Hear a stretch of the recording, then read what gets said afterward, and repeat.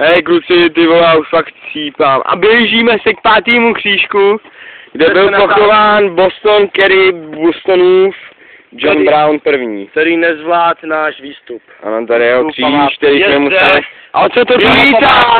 To je Boston! On to přežil. To je Boston!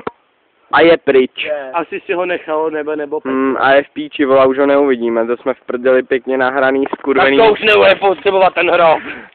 Láďo, znič ho!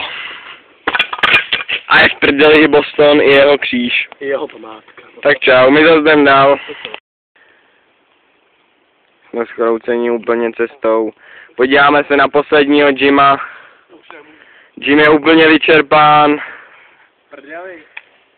Dochází mu síly. To je Boston! To je Boston! Je ty vole, Jime!